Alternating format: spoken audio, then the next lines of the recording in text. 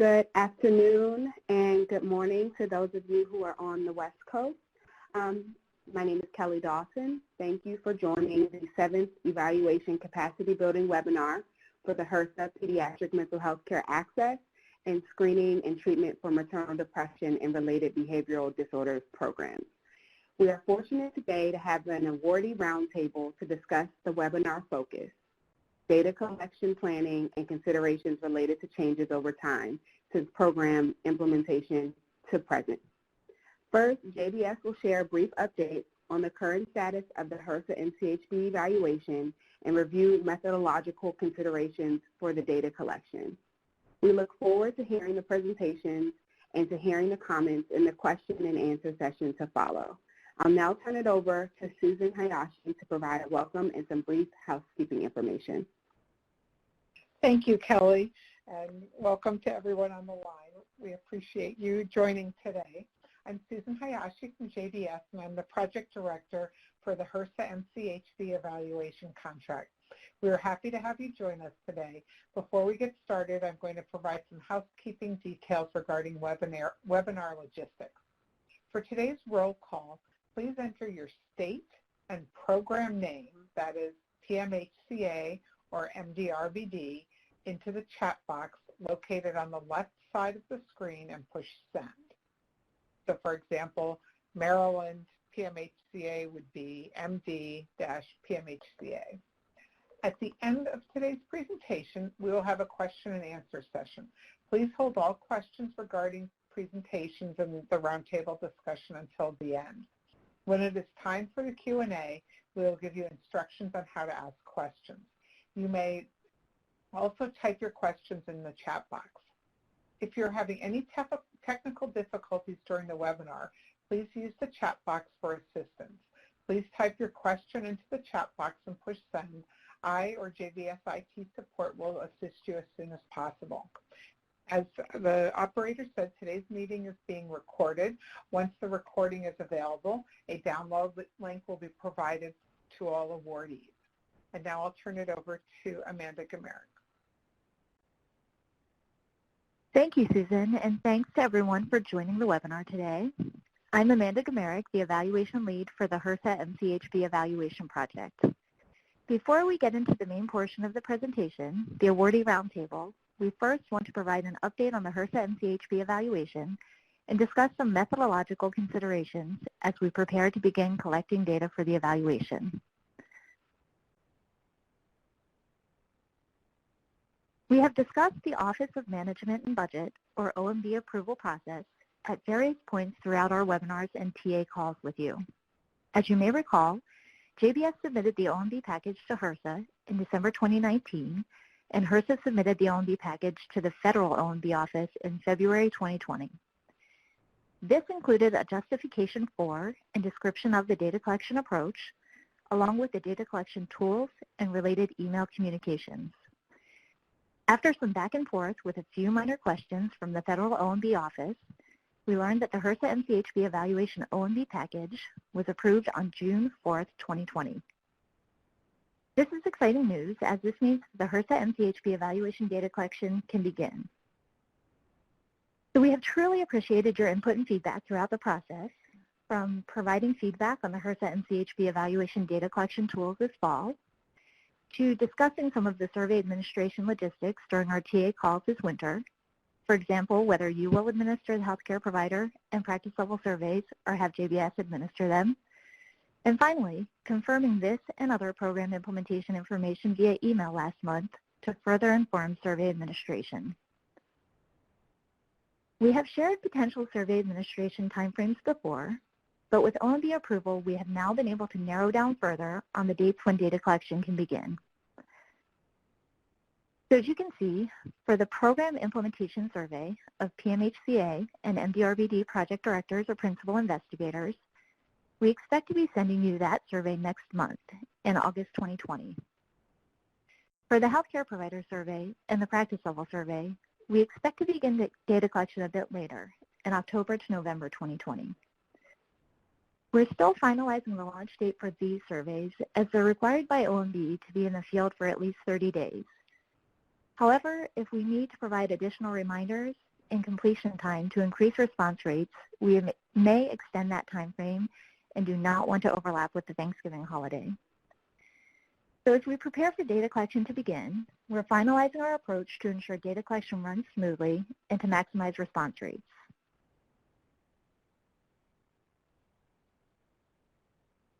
During our TA calls with you, we heard about various methodological considerations that we are thinking through as they relate to potential impact on the evaluation data collection and in the longer-term data analysis.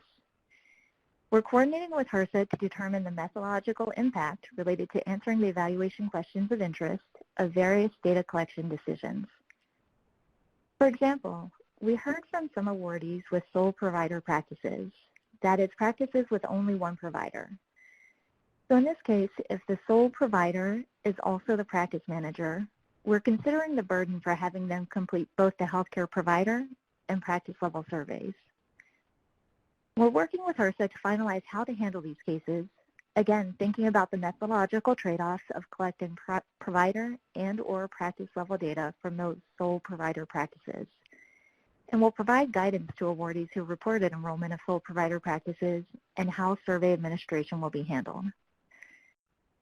Now, in terms of enrollment, there is flexibility in the PMHCA and MDRBD programs to allow for maximum enrollment. And we also talked with you during our TA calls about awardee approaches to enrolling providers and or practices. In some cases, healthcare providers are enrolled without practices being aware or without the practice also being enrolled. This may affect the practice manager's understanding of the PMHCA or MDRBD program and ultimately their completion of the practice level survey. As such, the practice level survey may not fully reflect program implementation at the practice level. We will take awardees' enrollment methods into account in HRSA and CHP evaluation data collection, analysis, and reporting, but we also wanted to raise this as a point of consideration for your local evaluation data collection and the extent to which you may be collecting data at the local level to understand the impact of your PMHCA or MDRBD program on practices. Finally, we also heard from some awardees about existing entities or collaboratives providing similar services within the state. This will be important as it relates to ensuring that survey respondents are recognizing the HRSA and CHP evaluation data collection activities as related to your PMHCA or MDRBD program and not other similar programs in the state. To help address this, as we have previously discussed, we will be branding the surveys using your program logo and state name in hopes of helping respondents identify your program while they complete the survey. In addition, as part of our approach to increase response rates, we are developing a survey-related communication strategy. As mentioned above, as part of our OMB package, we have OMB-approved pre-notification, notification, and follow-up email communications related to the surveys. However, we're also examining different potential strategies to increase respondent engagement with the surveys. For example, this might include using multiple communication channels as available, such as awardee listservs, websites, email, or social media, to convey messages about the surveys, as well as identifying champions such as local providers, AAP chapters, or ACOG districts to carry program messages. So with that brief evaluation update and review of some of the evaluation data collection methodological considerations, we look forward to continuing to be in touch with you as we near the start of HRSA and CHP evaluation data collection, including our next webinar on Thursday, August 6th. During that webinar, we will share additional updates and guidance regarding administration of the surveys. We are happy to address any questions related to the HRSA and CHP evaluation during the Q&A portion of the webinar. But now I would like to turn the webinar over to Susan Hayashi, Project Director for the evaluation, to kick off the awardee roundtable. Susan? Thank you, Amanda. And welcome. We have a slightly different format today for the webinar, and that is a roundtable that is, we have 5 awardee participants. From PMHCA, we have Maryland, Nebraska, and New Hampshire, and from MDRBD, we have North Carolina and Rhode Island. And the roundtable is structured around a series of questions, and then some or all of the participants here today will address those questions from their perspectives, from experiences that their state has, and insights from their program. And then at the end of each question, I'll provide a brief summary and some potential insights or implications or considerations for your programs, and then we'll move to the next question. And we have some slides for you to view of the presenters as we're going through, but we hope you enjoy this format, and I'm going to get started here with our set of questions that we have.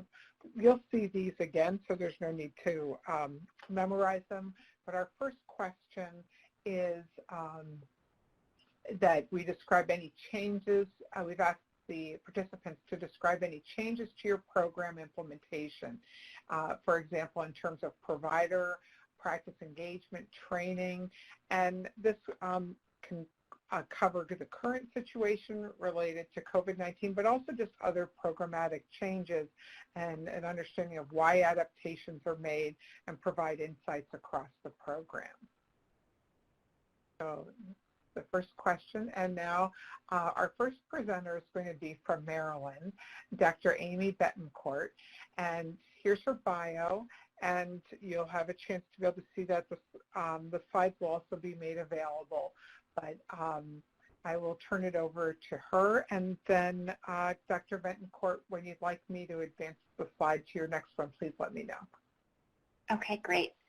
So I just want to first thank you to HRSA and JBS for the opportunity to participate in this roundtable. Susan, if you could go to the next slide, I want to briefly introduce our model, and then I'll describe the adaptations.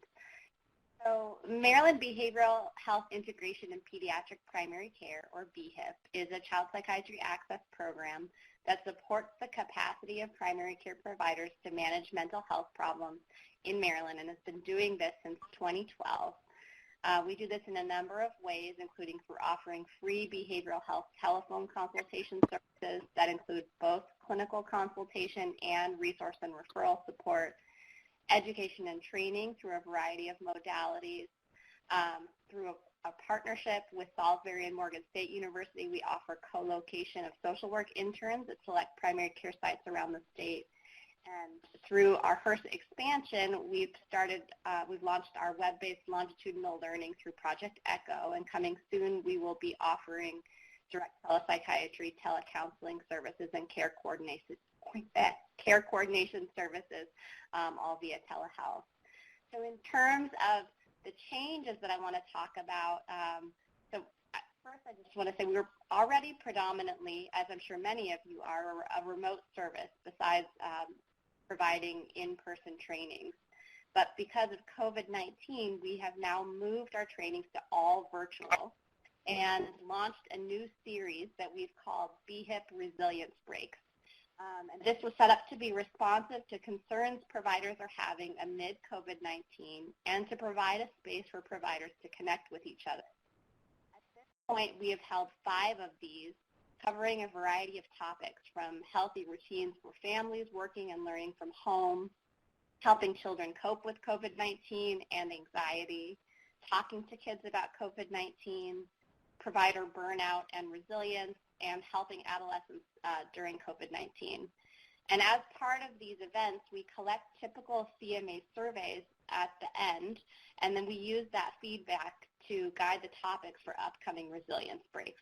So for example, we've been hearing more concerns during these resilience breaks about sleep hygiene, and so our next resilience break that will be coming up at the end of July is going to focus on healthy sleep routines for children and adolescents.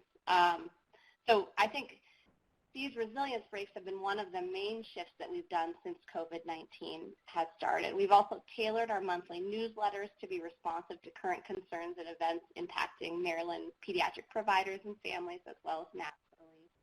And we've been engaging more with our local chapter of the AAP to see what feedback they have received from providers about concerns and needs. They launched a survey earlier during the COVID-19 epidemic, and we're waiting to hear the results of this, but their director has shared with us anecdotally that concerns she's hearing relate to fiscal impacts on practices, provider self-care, and self-medicating. And so some of these things we've tried to also keep in mind through our Resilience Break series. And then finally, I think the last thing I want to touch on is that we normally place social work students in select practices around the state starting in August. And so we're currently sort of thinking through what that will look like and how that might shift to more telehealth-based rather than in person. Those are probably our biggest changes. Well, thank you so much, Dr. Betancourt. We really appreciate those insights. I'm now going to move along to Nebraska, and Kathy Karsting will be presenting. Good afternoon, everyone, and thanks for this opportunity to talk with you about NEP-MAP, the Nebraska Partnership for Mental Health Care Access in Pediatrics. And as you can see from our slide, we are a team operation, and several of us are on the call. So I'm going to act as kind of a mini facilitator, and hopefully you'll hear from several members of our team this afternoon.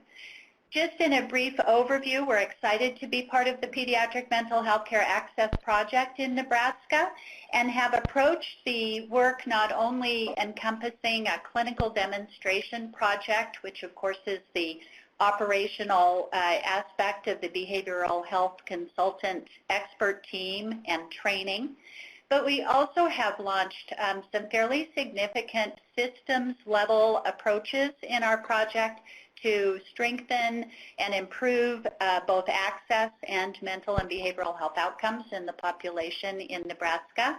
And we have very strong implementation pieces around equity and an evaluation project here in Nebraska, and also promoting screening throughout our systems of care, and not only primary care providers but community providers.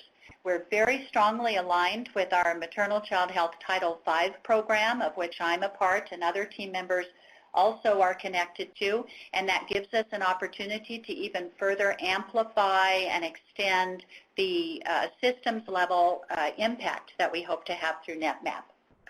So on that note, I'd like to invite my co-project lead team member, Jenny Amon, to speak to our COVID impacts and adaptations.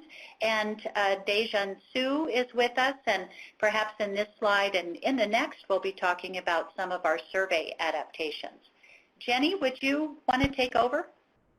Absolutely. Thank you, Kathy. And thank you so much to JBS and to HRSA for inviting us to speak. We know that COVID has really affected everything and everyone across the country.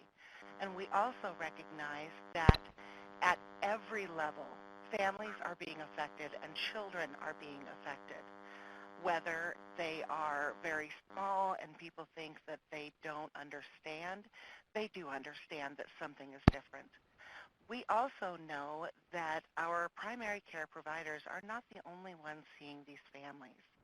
Our behavioral health expert team has launched their educational series to primary care providers, but they are also working with community providers, for example, school nurses, and in my own home program, evidence-based home visitors. And so by expanding this training role for behavioral and mental emotional health to these community providers, we know that we're accessing families no matter where they are. We also have included COVID questions in current and future survey activities, community screening, family surveys, provider surveys. We know that the impact of COVID is going to be far-reaching. Also, the behavioral health expert team is expanding into the federally qualified health centers, serving very high numbers of minority persons affected by COVID, making sure that we are able to access all people in an equitable manner. Thank you very much. Thank you so much. We appreciate the comments from Nebraska. And now we will move on to New Hampshire, and we'll turn it over to Anne Marie. Hi, good afternoon, everyone. I'm Anne Marie McCary. I'm from the State of New Hampshire Division of Public Health, Maternal and Child Health Section. I'm here with our partner agency, University of New Hampshire Institute for Health Policy and Practice, and I've got Felicity Bernard on the line with me. We're glad to be here today to share about our program, so thank you very much. Our program's foundation is based upon the annual formations of Project ECHO cohort.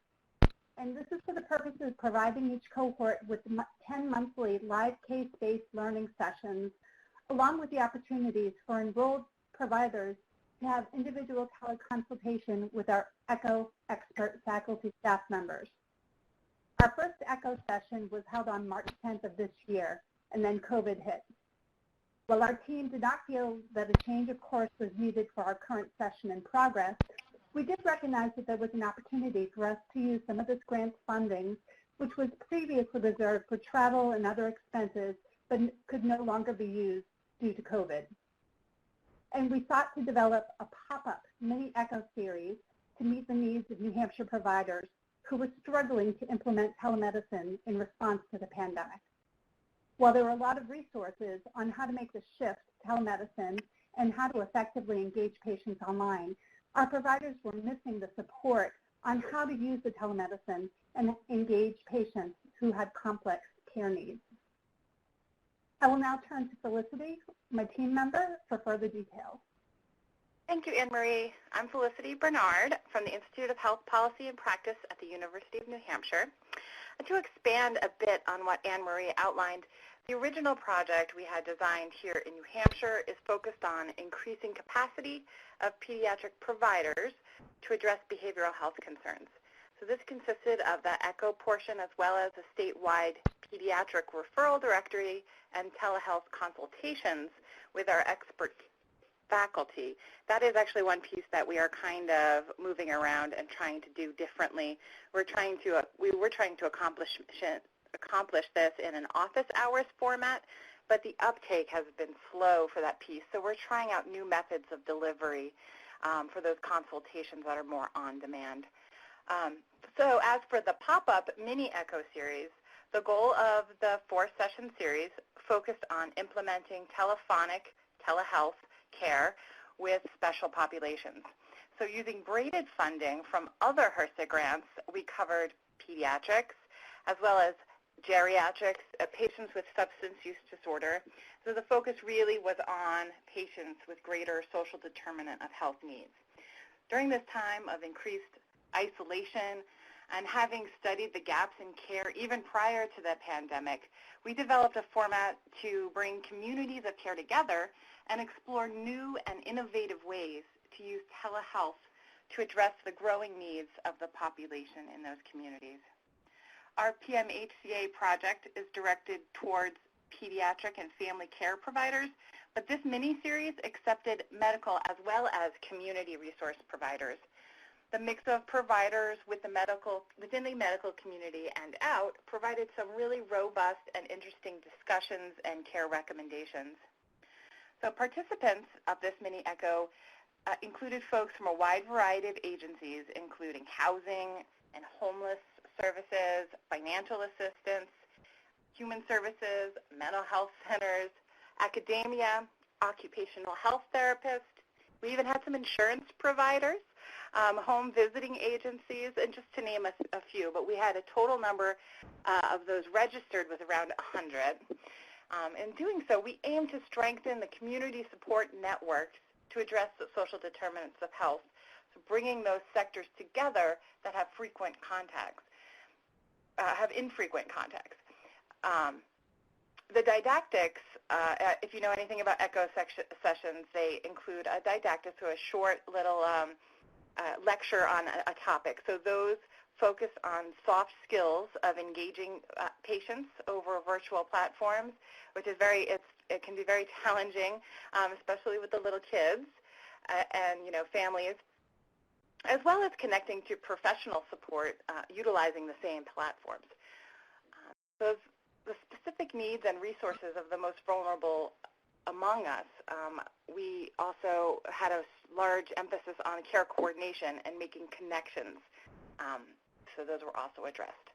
The case studies we selected, another part of that, the ECHO anatomy, is a participant brings a case study, presents it, and they get feedback on it. So the case studies were selected to address the complex needs of families and individuals and to highlight the importance of cross-sector care coordination.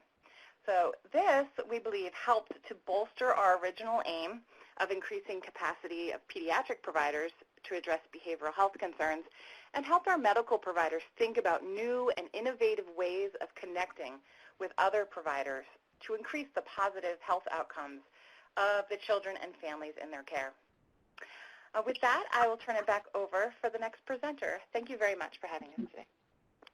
Thank you so much. We really appreciate all that you've shared. And now I'd like to turn it over to North Carolina MDRBD, and Karen Burns will be presenting. Hi, thanks for having me. I'm presenting today, but I'll mention that I'm joined by two of my colleagues at the North Carolina Department of Health and Human Services, Tara Owens-Schuler and Brittany Sala. The rest of us are housed at the University of North Carolina at Chapel Hill and Duke University. So you can go to the next slide. Thanks. So this is just an overview of our program. We look a lot like everyone else's, very much focused on continuing education for local providers through training and outreach around perinatal mental health and screening and access to care. And then we offer a psychiatric access line and in-person or telepsychiatry assessments. So after COVID, like everybody else, we had to move away very quickly from our in-person engagement and training model. So we first focused our efforts on getting in touch with providers and practices who had used our services in the past. So anybody who had previously called the line or enrolled in our program or had been at a training we had offered, we got in contact with them to let them know that our line was up and running and that we could be a support to them. It took a few weeks after everything kind of shut down, and UNC is a very large healthcare system in the state, so there were a couple of weeks where no one was getting psychiatric care and all appointments were canceled in all of the clinics until UNC could get upfitted for telepsych on a wide scale format. So we wanted folks to know that we were able to support them with consult while appointments were hard to come by. We also shifted to offering virtual trainings and webinars, and we expanded our audience like other states have mentioned. So we worked with our colleagues at the Department of Health and Human Services to offer a series of trainings on anxiety in pregnancy and postpartum, and specifically how to work with your pregnant and postpartum patients to develop coping skills and employ coping skills for anxiety, and especially during COVID. So we offered that to health department employees and pregnancy care staff across the state. They didn't have to be prescribers. It could be anyone who was working with pregnant and postpartum women. And we had hundreds of people register. We wound up offering the training 3 weeks in a row because there was so much interest, and we knew that people were really hungry for information on how to help their patients deal with kind of this increased anxiety and instability in the wake of COVID. So that was a place where we were able to be really helpful and get the word out about our program and what we could offer. We also, being embedded within UNC, allowed us to be able to offer telepsychiatry assessments. So that was something we had been working on, but like a lot of healthcare systems, they figured out how to do telehealth very quickly. So we were able to offer our one-time psychiatric consultations with a psychiatrist for people who called the line with really complex cases. So we were able to offer that starting in March, and it really helps drive traffic to the line. So I think through word of mouth and positive experiences, we saw a lot of increased use of the line and requests for consultation and requests for assessments. And coming from not just our target area, which is kind of around the Research Triangle, Durham, Raleigh, Chapel Hill, and surrounding counties, but across the state. And finally, I'll add that we have started doing some qualitative data just to learn more about how women access healthcare in our state. So we had always planned on doing focus groups and semi-structured interviews with providers and with women with lived experiences. COVID forced us to move everything virtual, but again, it's allowed us to reach a greater range of providers across our state and to have some conversations about how COVID has impacted their experiences. So we're in the middle of that now, and it's been going really well. So with that, I will turn it back over to the next presenter. Okay, thank you so much. Appreciate the comments as well. And now I'm going to turn it over to Rhode Island MDRBD, and Jim Beasley is going to be presenting. Hi, everyone. Thank you so much for the opportunity to talk. It's a great opportunity just to share what we've been doing in our state, so you can advance to the next slide. And just to give you a context about Rhode Island, we're very fortunate to have 2 HRSA awards relating to this. So we have the maternal depression one, but also the pediatric one. And that program is known as PDPRN, and it's similar to the other child access programs, is very mature and established, but the maternal depression one was not at all. So, we're very fortunate to have very strong internal partners at the Department of Health, including, a medical director, a Title V project director, evaluator, fiscal management staff. We've teamed up with Women and Infants and Dr. Margaret Howard's team to basically provide the perinatal behavioral health expertise that will man the teleconsultation line that launched in September of 2019. And we've also teamed up with our leading practice transformation organization in the state that's sort of been charged by our Office of the Health Insurance Commissioner and also the Medicaid agency with doing practice facilitation work. So, it's a fancy word just for more in-depth practice coaching with contracted practices in Rhode Island to help them especially expedite how they're screening for depression, anxiety, and substance use disorder. So one of the program changes that was pre-COVID that we implemented that is a little different than the 7 other grantees is we have opened up our teleconsultation line support to family home visitor program staff across the state. We piloted this with a bunch of community agencies that were participating in a HRSA COIN training network, which was great. And because of the success of that and that the volume was manageable, we then further escalated or made this resource available to all family home visitor staff across the state. They just have access to the resource and referral, not the doctor, to psychiatrist consultation service support. But like so many others have been talking about, we do have a bunch of different developments that have changed as it relates to COVID. In Rhode Island, there's no county-level Department of Health agencies. It's just the Rhode Island Department of Health. As such, basically, it was all hands on deck, especially during the initial surge. So all RIDO-affiliated project staff got reassigned to the COVID effort. So this slowed our promotional reporting and policy work for the program. Myself as a program manager, I was able to sort of continue to do it, but at a very limited level. So it did, I think, slow our momentum across the state.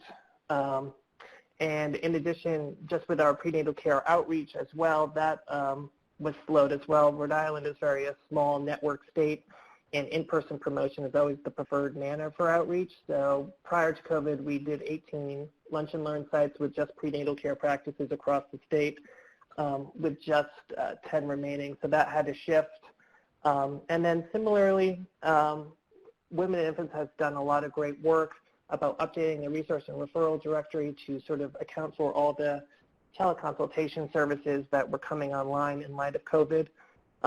And they didn't have any disruption to any of the services that they provided, but they certainly did do a lot of work internally amongst just their staff because they shifted all of their behavioral health services, including their partial hospitalization program, outpatient services, and even their diagnostic evaluations like North Carolina and some of the other states have said, to fully telehealth. So there's been a lot of work and changes in how this work gets done. But we're very excited in Rhode Island that we have such strong partners that we've been able to continue to execute the program, grow it, and maintain steady call volume thus far. Okay. Thank you so much. Appreciate you sharing that. Now, at this point in the roundtable, I'm going to take a couple minutes and just summarize a couple highlights and things that may be applicable across programs. And based on the presentations that were made and addressing this question, I think first and foremost, a number of the programs shared about providing COVID-specific trainings. And so I think the range of topics that we heard covered and needing to do those remotely, that there was a real need for that. I think a lot of programs have done that across the board. From an evaluation perspective, as you do with any sort of training, there may be some additional type questions that you'd want to ask in terms of, or even potentially do follow-up of how that helped or how the information was applied in practice. Secondarily, two of the presenters, Nebraska and Rhode Island, shared some pieces of alternative audiences. So with Nebraska engaging the community health providers and Rhode Island engaging the family home visiting programs, that that there was a need and also an opportunity to further reach from a more traditional primary care provider audience.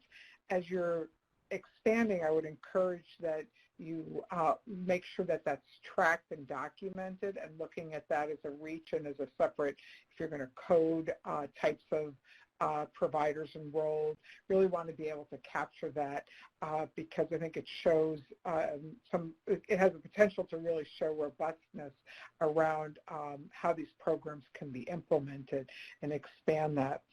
I'd also want to highlight in terms of what North Carolina shared, of what I'll say is kind of when there was a gap in services, being able to communicate about essentially being a stopgap for some emergency services, to have the psychiatric care shut down, and as we see the influx across a number of states where these programs exist, that there may be, again, a second need. Seeing earlier today where there are calls that some states may need to shut down again. So that may be just something in terms of communication if that does occur, and then being able to track the use related to that. And then lastly, for when North Carolina shared about the focus groups and doing interviews and being able to do that remotely and getting additional input from recipients and participants in their program, that there are other opportunities to be able to do that, and doing it by phone or in a virtual focus group, that may be an opportunity to gain additional insights in those, I'll say, those case studies, those rich stories about what how your program works. So those are a couple of reflections in terms of what we've heard so far today in the roundtable, and we'll have the question and answer opportunity down the road. But right now we're going to go to the second question, and that is, what impact have you seen on screening by participating providers and practices? And before I go back to Rhode Island to talk about this, I want to say that all of our presenters could have talked on any of these, but in the interest of time, we had to cut down that so we don't have everyone presenting on each of the questions, but we know there's really rich information across all of our participants. So I'm going to turn it back to Jim and be able to talk with us about this for your program. Yeah, no, thank you so much for the opportunity again. And so in Rhode Island, we're a little unique amongst just sort of the fellow maternal depression states and how we sort of define our participating provider. It's been more narrowed than just anyone who sort of reaches out to our Rhode Island Moms PRN teleconsultation line. For the purposes of all the HRSA sort of data expectation and collection, we define participating providers are those who are under contract to partake in that 15-month perinatal behavioral health quality improvement initiative that's being led by CTC. So we pay them. They actively have to meet monthly with staff. They come together quarterly, where Women and Infants provides technical and clinical assistance. And in exchange for just sort of that intensive support, we sort of are able to extract a lot of the data from them that, HRSA would like to sort of capture. So currently in our first of 3 cohorts that we're planning to do, we have 4 practices enrolled. They account for 32% of all the births in the state of Rhode Island.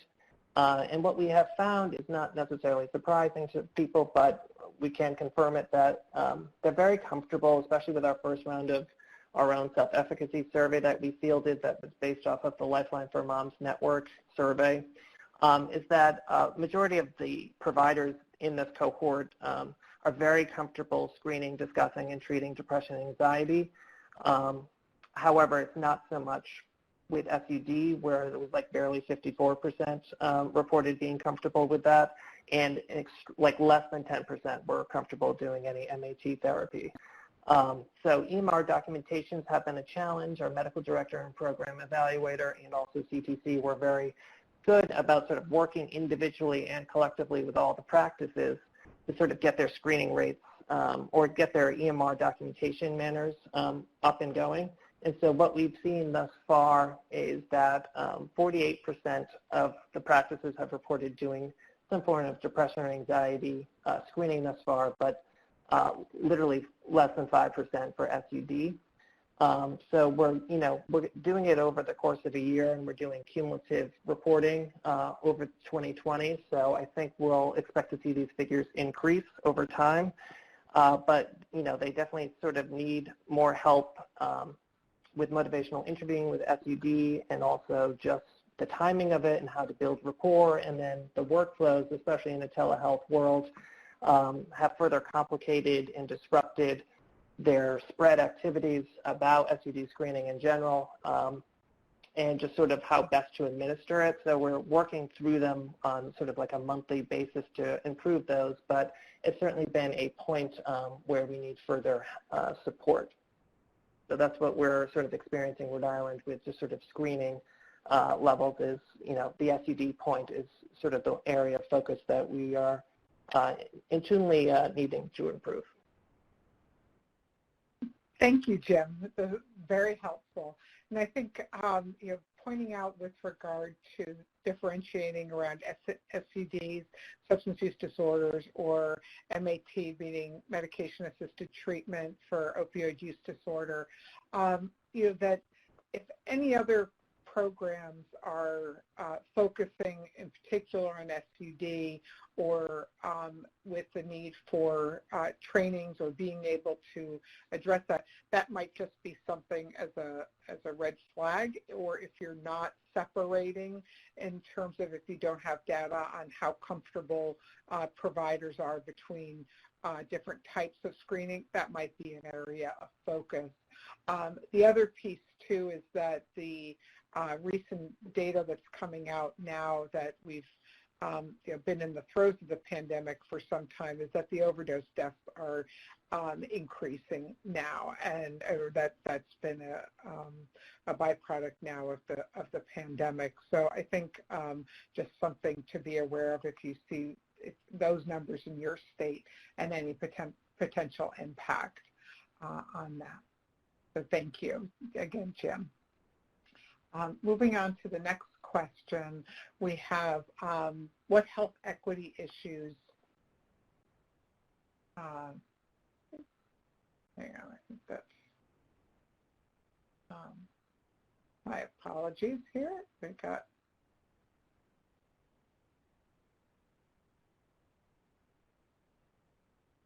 yeah, sorry, the slides were advanced accidentally, so I apologize. What barriers have you encountered with data collection efforts, and what strategies? Oh, yeah, let's see. I think someone's advancing the slides, so I'm going to just ask the presenters to not advance the slides, and I'll just take care of that. Oh.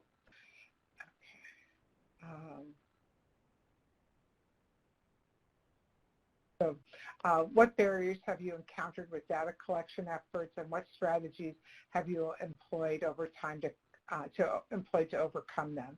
And now I'll turn it back to Dr. Betancourt. Thank you, Susan. So I just wanted to share an experience we had over the fall and winter. So this is our first year of HRSA funding, and as part of our HRSA grant, we wanted to conduct a needs assessment survey of providers in 3 of our most rural regions of the state, Southern Maryland, Western Maryland, and the Lower Eastern Shore, to understand what their needs were to inform our expansion. And this survey included items about provider comfort with a variety of mental health practices, as well as their current access to mental health providers in their areas.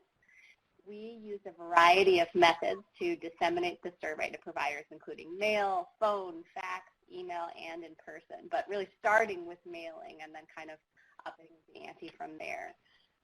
2 barriers that we encountered with reaching some of the practices were providers being short on time to take the survey, but also gatekeeping by office staff, which would definitely happen when we would mail something in or call to try to talk to a provider. But so I can't necessarily say that we completely overcame these, but what we did find was that fax is probably one of the most effective ways to reach our providers, at least providers in these target regions, something that really surprised our team.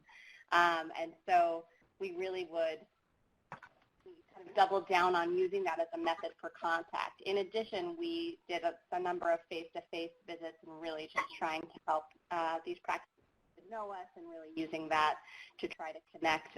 But it was definitely a learning experience about the best ways to reach providers and to get them to take what was probably about a 4-minute survey. And I'm sure that other programs probably understand this struggle all too well.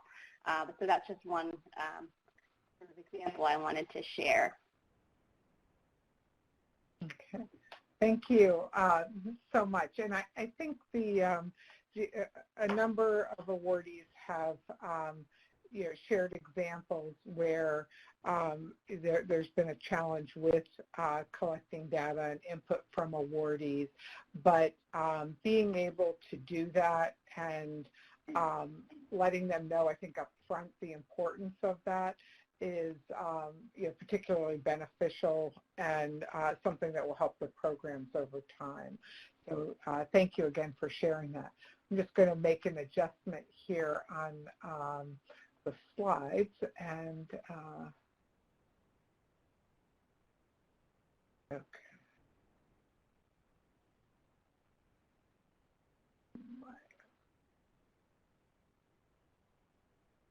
We'll be right on to the 4th question in just a moment. And so for this next one, have you implemented any new data collection to address the current changing environment? And our presenters here will be Nebraska and Rhode Island. So I will turn it over to Kathy again. Thank you. Yes, this is Kathy Karsting, and I'll just make a brief remark that when Nebraska entered into the PMHCA work, there was not a deep history, as in some other states, of this type of consultation service and networking with primary care. And however, we entered the work with a deep knowledge of systems of care around early childhood, population level priorities around mental health and social and emotional development, and also strong alignment with our behavioral health system of care. We had some deep questions that we knew that we would want to answer through our work with PMHCA and the use of these resources in our state. And so for an evaluation partner, we turned to the University of Nebraska Medical Center, the College of Public Health, the Center for Reducing Health Disparities, and Dr. Dejan Su and Dr. Drissa Toure have helped us with an evaluation framework that really has brought us some rich strategies around exploring topics around access and mental well-being in our state. So I'll just invite Dr. Su and Dr. Toure to perhaps briefly describe the REAIM framework that you bring to this work, and then the question about some of the adaptations of our data gathering to include some COVID questions. Thank you.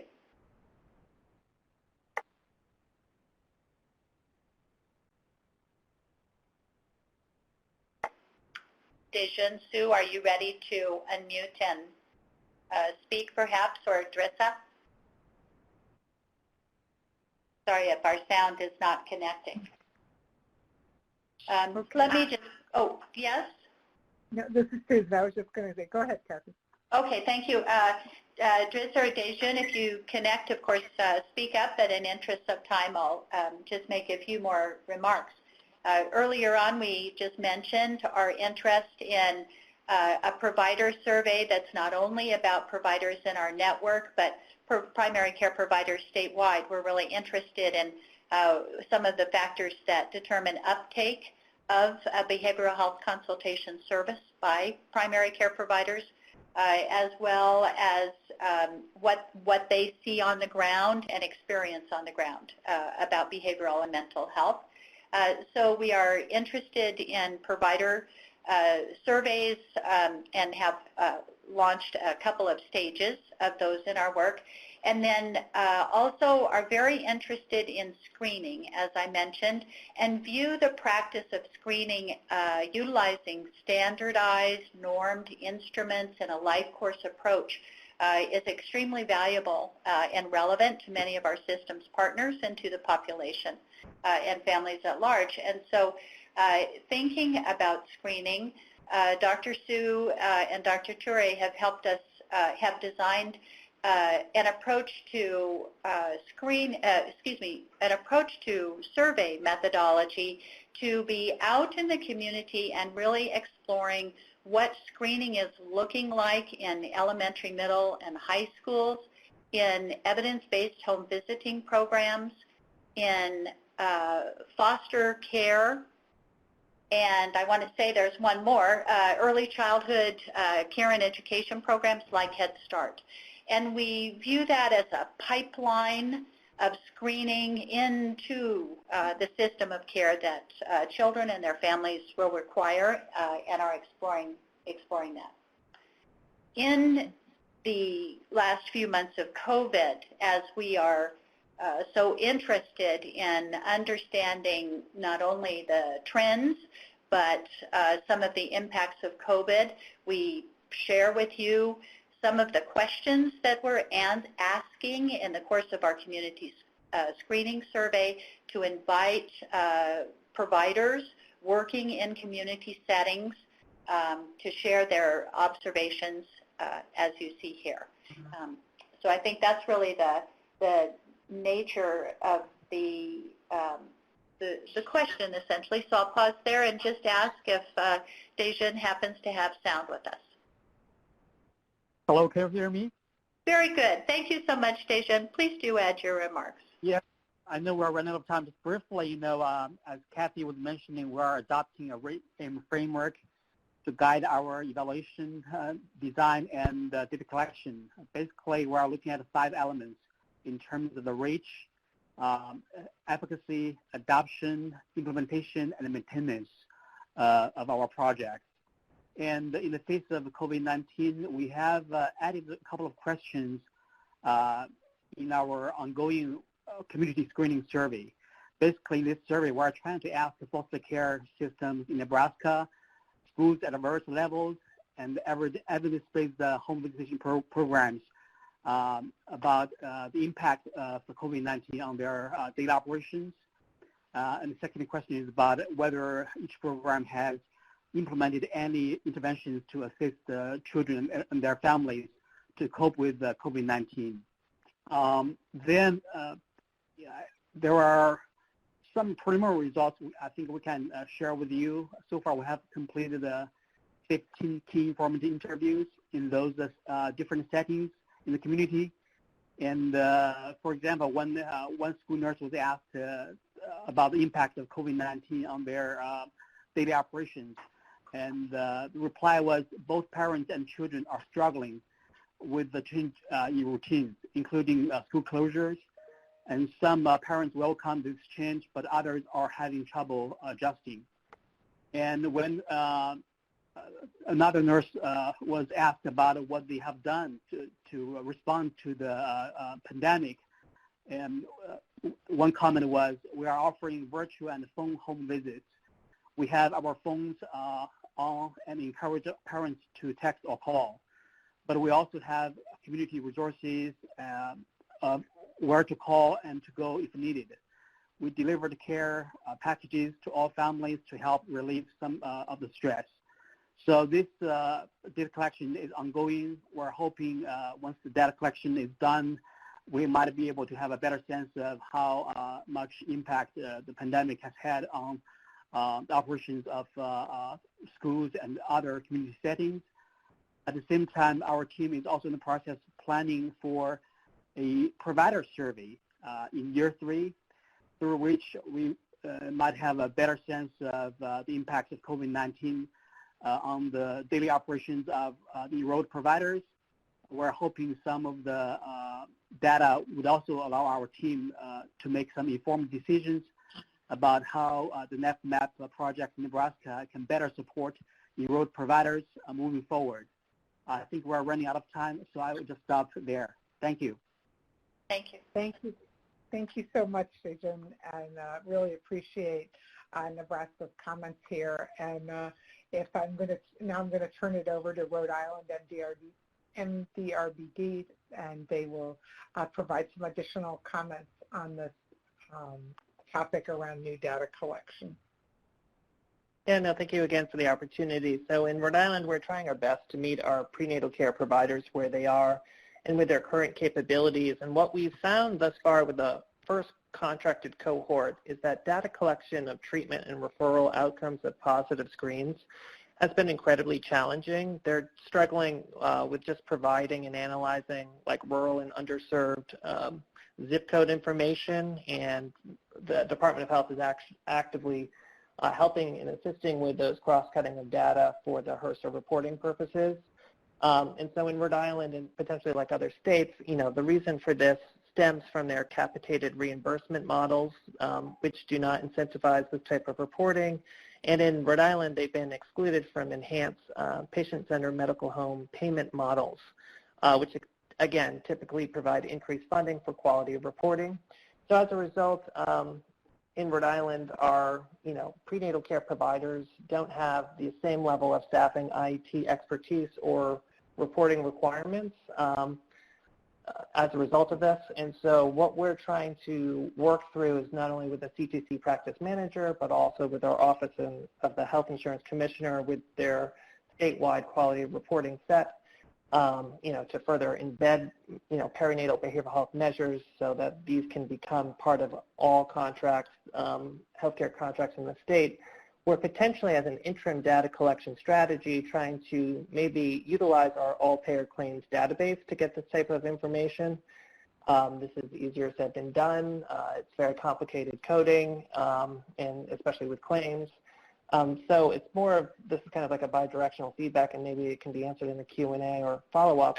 I'd just be curious to know if there's any state that's attempted this type of approach or knows of any technical assistance firm that has expertise in like behavioral health claims that we could potentially replicate in a standardized way to potentially supplement this information, not just only for our current evaluation plans, but also just looking at a broader state of what's going on across other different types of states. So currently at the Department of Health, due to COVID, this work is on pause. It was in the very initial beginning with our medical director and program evaluator, but since they're still doing COVID, that has remained on pause. But definitely looking to learn and seek expertise from this group and others about how to potentially move this forward.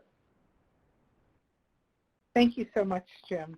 And to provide some summary comments around question number 4 here with the implementation of new data collection, the pieces that struck me in terms of 2 things in particular.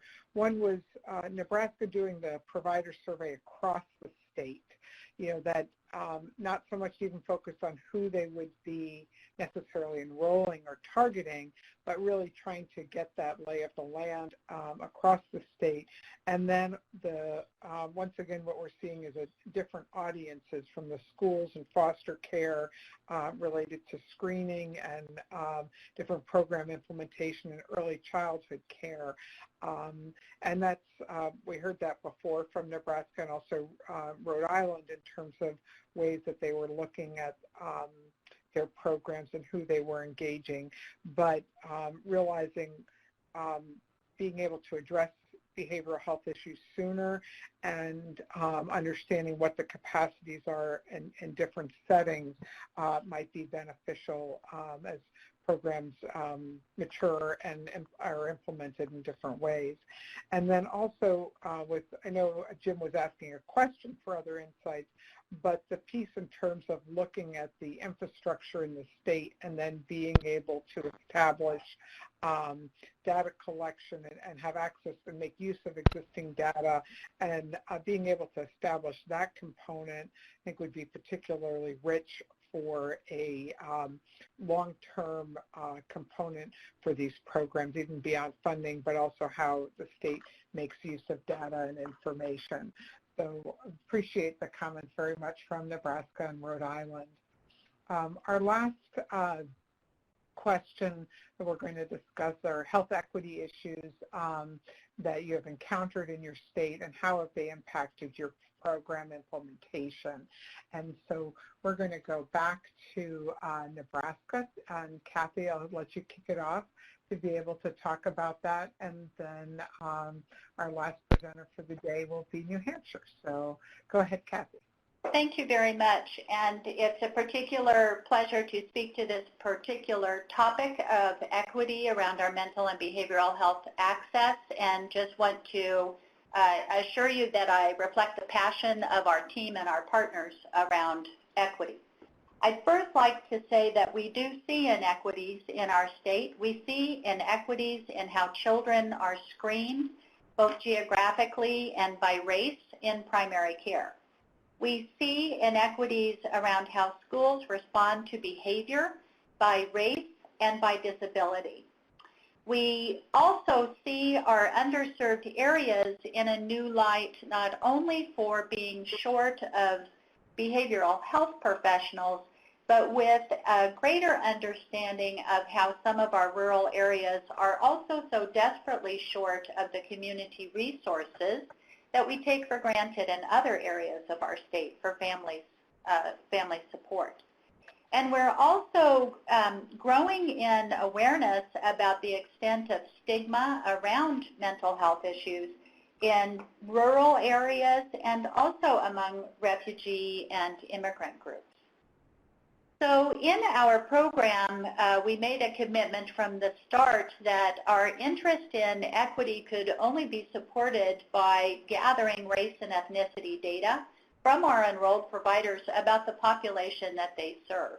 And I will readily admit that has been a challenge, but that we also have providers who are participating in that ask for data collection and are finding it extremely supportive and useful in measuring some of the inequities that I mentioned. We are responding by learning more about primary care providers and community providers, as you've heard, and we are also quite on the alert to understanding how Medicaid, and particularly Medicaid expansion, which begins in August for enrollment and effective in October of this year, can best be leveraged to better meet the mental and behavioral health needs in the population that has long gone underserved, the adult population, and also our pediatric population, where we don't see providers really scoring very high on their EPSDT measures. We only recently discovered on this topic as a leadership team that we think part of our challenge in going forward around our equity issues will be to do some, I think, heavy lifting that we hadn't initially foreseen, where we are actively, and I'd like to say courageously, challenging ourselves to articulate the motivating messages to our primary care providers about why it is so important that they know what the disparities and diversity of their local communities are, and that they are equipped to provide services to all families. That's what access means to us. So those are my comments about equity and our commitment with our pediatric mental health care access work to really assuring that all children and all families benefit, and that we strategize and work with all of our systems partners and equip ourselves with an evaluation approach that helps us really look for impacts on disparities at the population level. Thank you. Thank you so much, Kathy, and appreciate your comments here. And now I'm going to turn it over to back to New Hampshire here to Anne Marie and Felicity. Hi, thank you. This is Felicity Bernard again. So just some reflections on this. COVID has shed new light on the health disparities that we already knew were here in New Hampshire, as it has around the country. A report by the New Hampshire Department of Health and Human Services shows that COVID-19 continues to disproportionately affect the state's Latino and Black community. Race and ethnicity is known for about 79% of the cases in New Hampshire. So out of that roughly 80% where race and ethnicity is known, it's about 7% of those cases have identified as Latino, yet they make up 3.9% of the population. So you can see that inequity, as well as in New Hampshire. New Hampshire is about 1.4% Black, but African Americans account for about 5.6% of those COVID cases. Data collection and focus on these populations will be included in our sessions. As a state, data collection efforts have been historically kind of sparse for race and equity. You know, the N is too low, you'll hear, or, you know, we have to suppress those numbers because of HIPAA. But there's this renewed energy in New Hampshire, I think around the country, where, you know, we have looking to ramp up these data collection efforts. So we have the governor's COVID-19 equity response team to develop recommended strategies and plans to address the disproportionate impacts of the COVID-19 pandemic. So we'll be following their progress and recommendations as they unfold.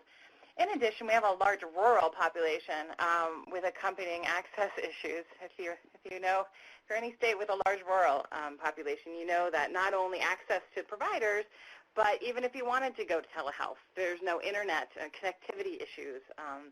So maybe they'll have a landline, but other ways of connecting are also have been barriers for that.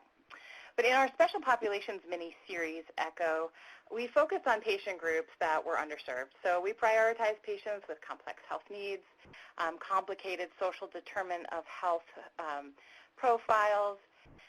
And so we're working off that research that indicates that 80% of our health is determined by factors outside of the formal healthcare system. And so we included ECHO participant partners to address areas such as education and income, family and social support, community safety, and housing. And as I mentioned before, we had faculty from primary care and pediatrics and psychiatry, but as well as peer support agencies and Easter Seals and NAMI. We had a dietitian, and then we real focus on that care coordination. So in doing so, we aimed to strengthen the community support networks to address social determinants of health and bring those sectors together. In our current MCAP ECHO cohort, the one that's started in March and is 10 months long, we have budget line items for faculty training. So these are some trainings that we added.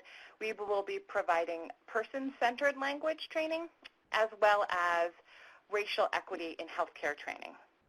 All cohort participants are invited to attend. Faculty members are required to attend, and some of our staff here at the initiative are also going to be in attendance. The last point, we have included in the first ECHO cohort, some of the didactics cover areas of equity for providers to consider, parent-family support, staff training and competencies on on diversity and working with external partners. So with these efforts, we hope to more broadly impact health disparities across the state. And with that, I'll turn it back over. Thank you for giving me the time. Thank you so much, Felicity, and appreciate all the comments here related to health equity. A couple of just summary points here is I think there's the comments made around renewed, heightened awareness around health disparities that COVID-19 is bringing. Saw some new statistics today that 64% of rural communities don't have any testing sites, and so I think that, as we consider that, it's an indication in terms of access to medical care facilities as well. If the testing sites aren't even available, it kind of shines that light more on that. And then the additional statistic is that 35% of rural black population live in what's considered a testing desert. And so accessing that for COVID-19 testing is obviously you see where those gaps align. But for for our programs here for PMHCA and MDRBD, addressing training of healthcare professionals, gathering additional data, as Nebraska was saying, about the state, and feeding that information, making that accessible to health professionals, I think gives opportunities to help address this health disparities for behavioral health access to those in need. So these programs provide a huge opportunity as well. So thank you to all our presenters here with the roundtable. I want to give an extra shout out. All our presenters across this, from the awardees, always do extra preparation, whether it's slide deck or joining calls, planning calls. But for the group here and being able to adjust and go within time limits and move across questions, really want to thank everybody and hope everyone's enjoyed the format.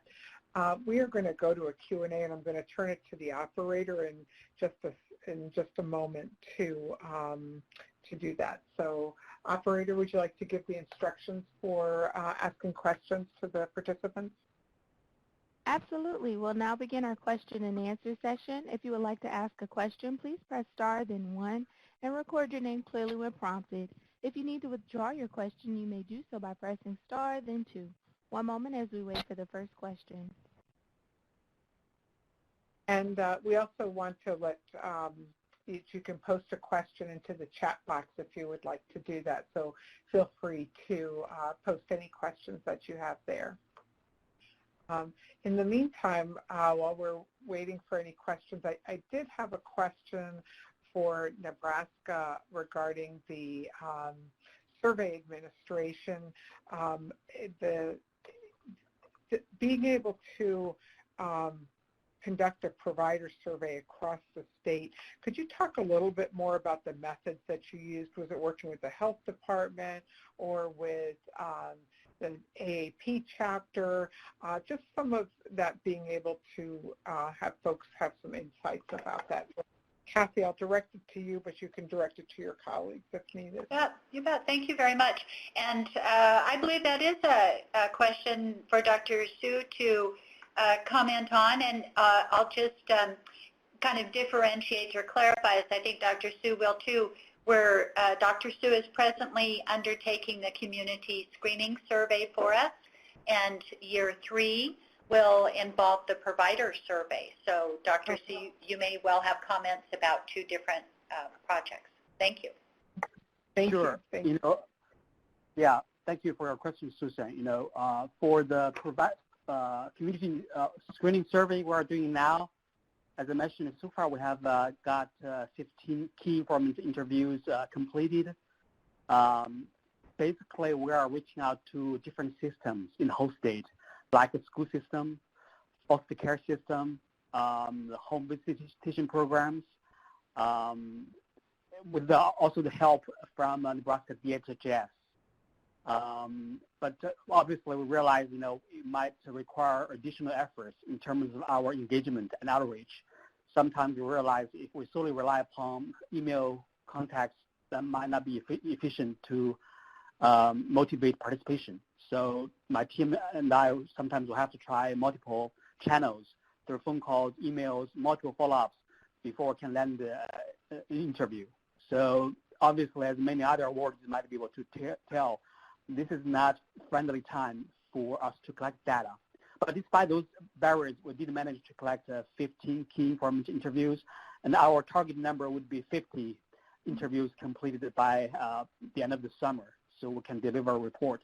Now, with regard to your question on provider survey, that is in our plan for year 3.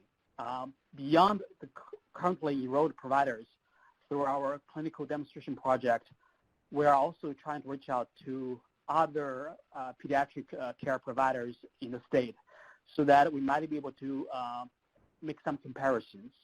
That is, among providers who have been served by our telebehavioral health team, what's the difference, that service is making in their training skills and promoting the integration of telebehavioral health services into their practice. But beyond our network, what are some of the unmet needs? What's the impact of COVID-19 on their operations?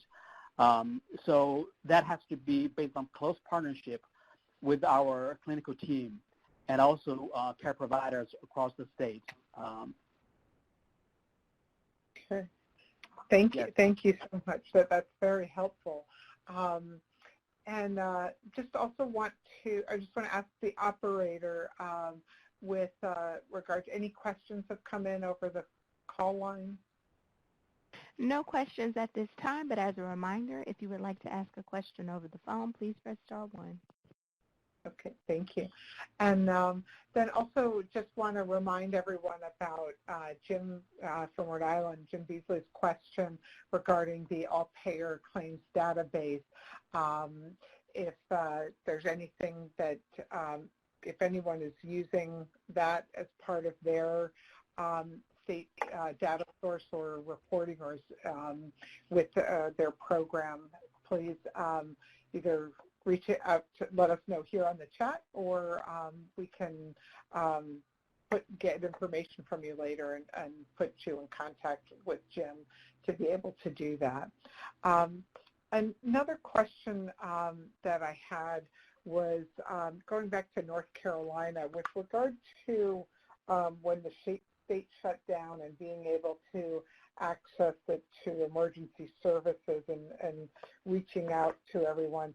Did any insights or even being able to use that as a communication and outreach strategy as part of the program as a whole? I realize access shut down, but that health professionals were aware that there is support available for behavioral health access services. Any additional insights that you can share? Yeah, I'll mention that we're about to do a second round of this, so I'll have some more to share kind of, now that we're deeper into this. But right when, in mid-March, when everybody got the stay-at-home orders, we were kind of advised internally to UNC to just, this time is really stressful. Don't bother the OBs. They have enough going on. Everybody's really stressed. So we kind of it was a very light touch, I guess is what I'll say. So we weren't really, we were sending emails, just here's our card, here's the call-in information. If we were calling providers, it was a very quick conversation, just kind of a hello, we're here, and not asking for anything else. As we were, before COVID, we were asking, can we come do a presentation? Can we do a webinar? Can we do a training on screening? And we weren't asking for anything. It was just, we just want to let you know that we're here, and this is what we can offer if you have patients who are screening with depression or substance use or anxiety.